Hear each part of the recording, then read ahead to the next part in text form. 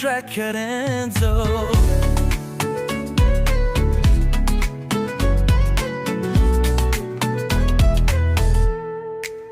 Japo tulianza kwa dharau, kwa kejeli na vicheko, ila imani yetu haikubadilika.